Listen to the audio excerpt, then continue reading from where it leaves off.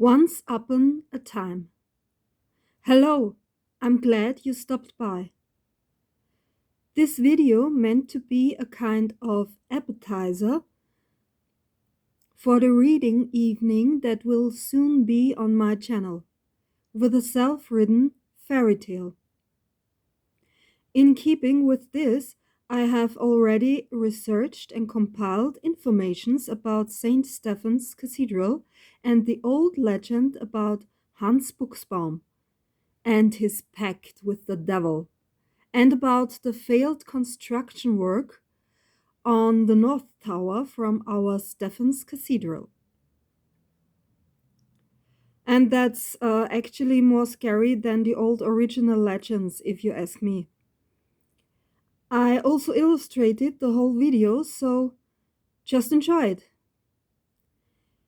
I hope it will entertain you. You see, we have everything here. You can choose tea, coffee, strudel, filled pastries. The fairy tale I'm working on is based on the old legend about a cathedral builder named Hans Puchsbaum, who made a pact with the devil, which he didn't keep, and therefore lost his soul.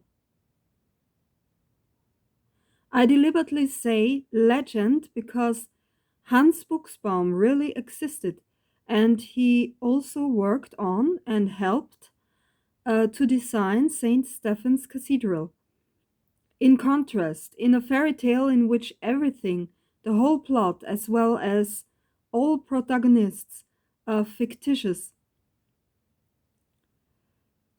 Yes, I know, this paper which I show you now is really pretty empty, but I can promise you I have written a lot. And if you make yourself comfortable here, we can begin. Hans Puchsbaum is portrayed in all versions of these old legends as a poor, penniless journeyman who accepted, because of his pursuit of fame and honor, the task that was considered impossible, namely to build the North Tower of St. Stephen's Cathedral higher than the South Tower within just 1 year. But he was not a nobody. He had already helped build Ulm Münster in 1418, a famous building in Germany. There is evidence that he was employed in Vienna since 1432. In 1444, he became the leadership of the construction hut from our Stephen's Cathedral. And in 1446, he was employed in Vienna for the rest of his life. His first independent work was the new construction of the choir of the parish church in Ster. He also helped to build the nave of St. Stephen's Cathedral and helped renovate the South Tower after it was badly damaged by a lightning strike.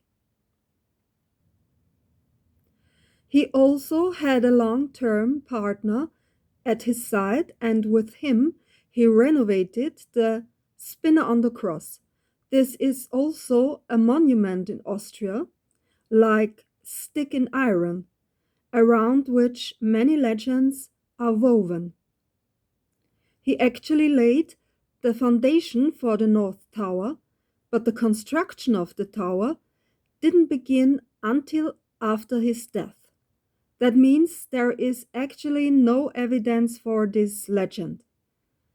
But it is fair to say that today much of what he is said to have done is attributed to his partner, retrospectively. At the time of Hans Puchsbaum, the plan was to build the North Tower 20 meters higher than the South Tower, which is 137 meters high, and which is still the landmark of Vienna. This was included in the original plans for St. Stephen's Cathedral. And if that had been successful, St. Stephen's Cathedral would have been the third largest building in Europe. That was probably the goal. However, the attempt to raise the North Tower has been unsuccessful till today, in the legends and in real life. And the work on St. Stephen's Cathedral has been going on for several centuries. When I was researching, I didn't expect to get so much different data. For example, about the lying of the foundation stone of St. Stephen's Cathedral. Even if you think that should be clear, no, it's not. Some source references say that the first foundation stone was laid in 1137. Other references say it was 1467 or somewhere in between. Personally, 1467 seems too late to me, as the name building work is consistently indicated to have taken place between the 12th and 14th centuries.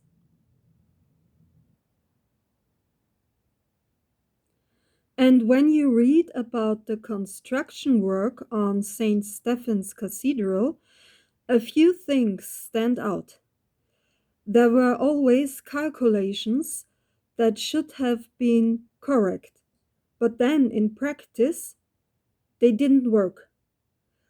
One thought I had was that maybe this happened because of the difficult Gothic architecture. In the past, such expertise or insider knowledge was often only passed on orally from master to student. And therefore, I think it's possible that some knowledge was lost.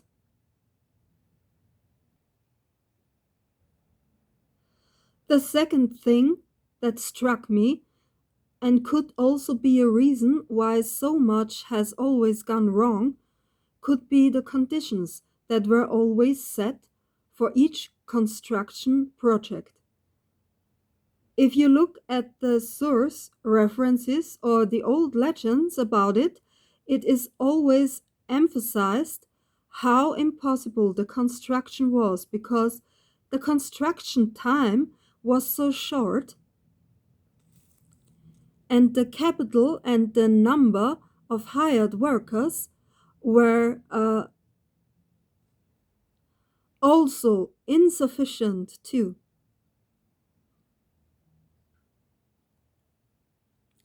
While all other things vary in the different versions of the old legends, this striving for ever faster, ever higher, and ever further were always there, but always under very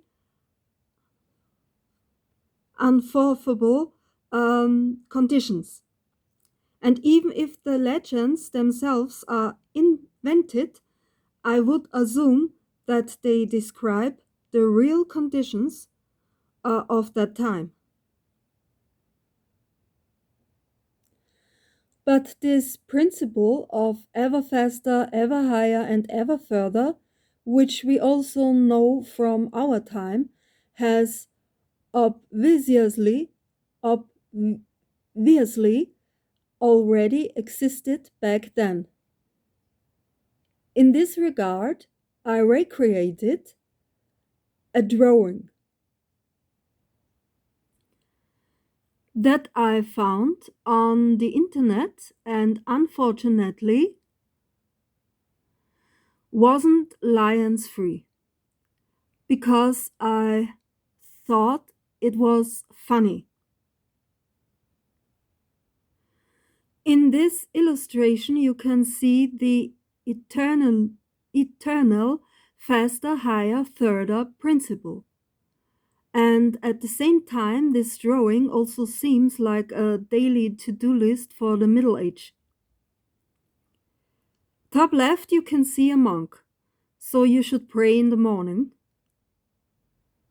Next to the monk, there is a prince, so you should be a man and gallant. Next to the prince, you can see a minstrel and a bow and an arrow. So you should sing a little bit for the ladies and then practice archery. Below on the left is a knight, who is supposed to mean as man in the Middle Age. You should practice now for tournament fights. Then you have to kill a dragon, and then you have to fight against windmills. And at the end, there is another monk. So before you go to bed, you have to pray again. It's really like a daily to-do list for a man in the Middle Age, I thought. And therefore I thought it's funny for you too. But the more I researched about St. Stephen's Cathedral, the more I wonder why so much went wrong.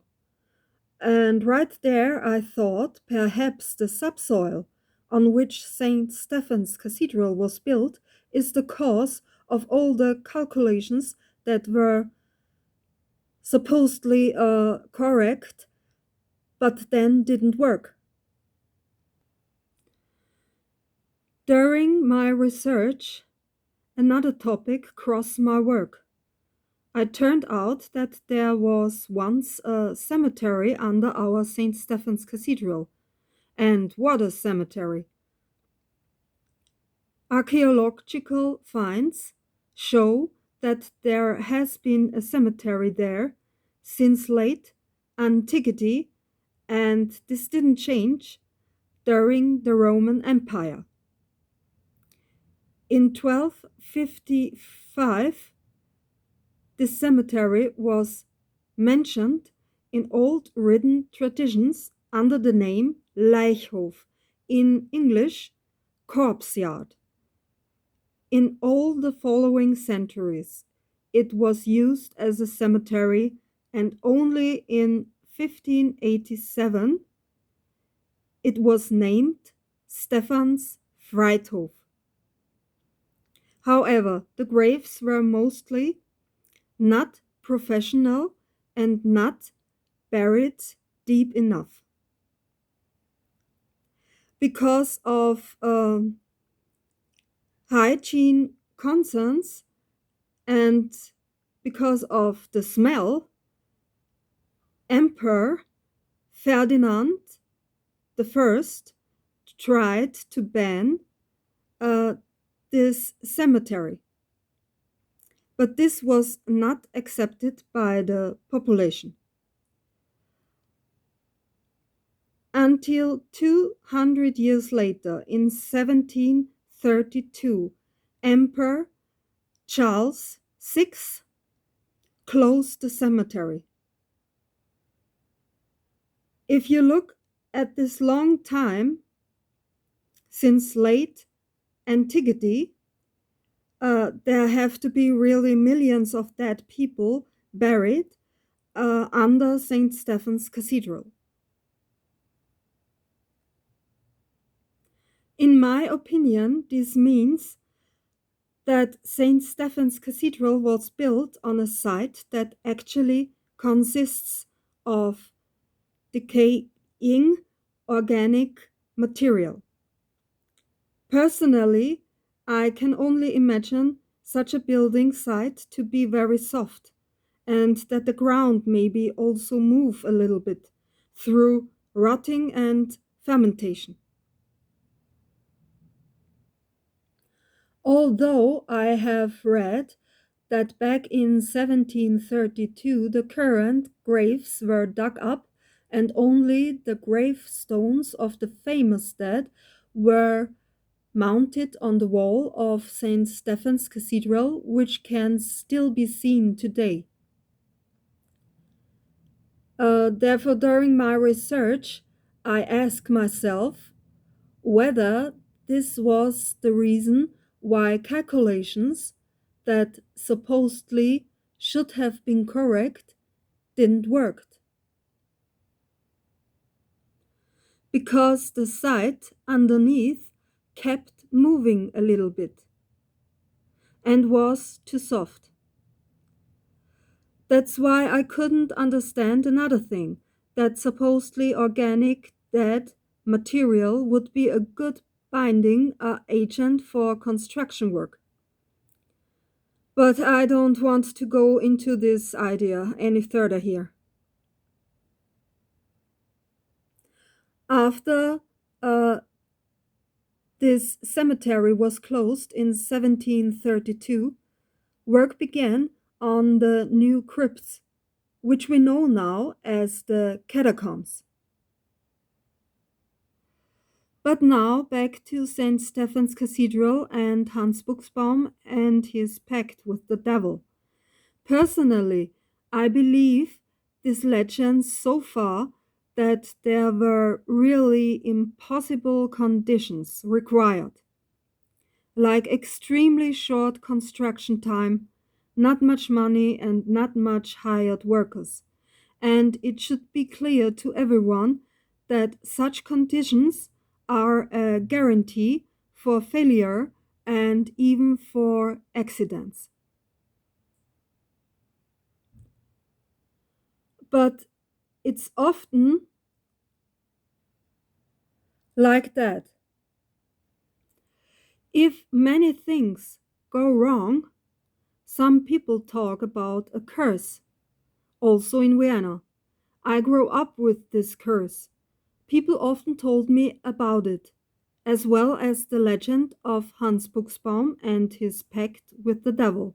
And when I was still at school, I was sent out onto the streets with a donation box to collect donations for St. Stephen's Cathedral. Just like my parents just like my parents did when they were young. They were sent out from the school onto the streets to collect the famous Stephan's penny from the Viennese population because the necessary renovations, um, which were necessary because of the Great Fire during the Second World War in our Stephan's Cathedral, were actually mainly financed by the citizens themselves. This fundraising began immediately after the Second World War. Personally, fellow countrymen from Vienna have expressed speculations to me about the curse that perhaps the dead from this cemetery under St. Stephen's Square didn't want the North Tower to be raised, or that the dead in the catacombs didn't want the tower to be raised. And about the death of Hans Puchsbaum, there are different versions about the death of Hans Puchsbaum, who fell to his death from the North Tower. As mentioned, Hans Puchsbaum was supposedly a poor journeyman who strived for fame and glory. But he also wanted to marry a young woman named Mary, who came from a rich family. It is said, therefore, he took on the impossible task of building the North Tower within just 1 year. But according to the legend, he quickly realized that this task wasn't possible. And exactly then, the devil appeared to him and made him an offer to help him build the North Tower. Hans Puchsbaum agreed to this pact. Until the tower was finished, he was not allowed to say the name of Mother Mary, the word God, or names of other saints from the Bible out loud. Otherwise, the devil would get his soul. Shortly before the tower was finished, Hans Puchsbaum saw his beloved Mary walking across St. Stephen's Square. She didn't see him waving to her from the North Tower. Therefore, he screamed out loud, because he hadn't seen her for a long time, "Mary, Mary!" Yes, by doing this, he broke his promise to the devil, and the devil took his soul. He fell from the tower to his death, and the tower collapsed. All in all, there are 3 different endings to this story. In one version, Hans Puchsbaum was a victim of the revenge of an old master or old journeyman. In another version, it was said that workers who were working on the tower construction thought that he was just overtired because of time pressure. And according to a third version, he fell from the tower collapsed, and above St. Stephen's Square, everyone saw the figure of the devil in the sky, in broad daylight, while workers who helped build the tower reported that they had seen a devil figure behind him, behind the cathedral master builder Hans Puchsbaum, which pushed him down from the tower. And the devil took his corpse and his soul. And even though the North Tower of our St. Stephen's Cathedral, from an architect's point of view, has not been completed to this day and remained unfinished, the North Tower was completed, only in another way, but only after 1945, after a fire damaged the South Tower and caused the original Pummering to fall down and break. The newly cast Pummering was placed in the North Tower instead of a spire. The North Tower was given a bell tower as the top. The Pummering is a famous clock in Europe, and this clock is mounted in the Stephen's Cathedral. In 1952, St. Stephen's Cathedral was reopened together with the new Pummering as a sign of restoration after the Second World War. What I regretted after researching this video was that there isn't a single license-free image of the Pummering or of Hans Puchsbaum. And all these supposedly free images and pictures are not really, after all, free. At the end, they belong a donation. Therefore, I took only a few images and I put more effort into own drawing and pictures. As for Hans Puchsbaum himself, his birth date is estimated before 13 1490, and he died in 1454 in Vienna. I couldn't find anything about the cause of his death, so it wasn't a tragic fall from the North Tower. About a fall from the North Tower, I found nothing. In 1872, Puchsbaum Street was named after him, and in 1875, Puchsbaum Square in Vienna was also named after Hans Puchsbaum. But why do we, Viennese, hold on so tightly to our old legends? The answer is simple. We love our myths, fairy tales, and legends. I hope you enjoyed this video.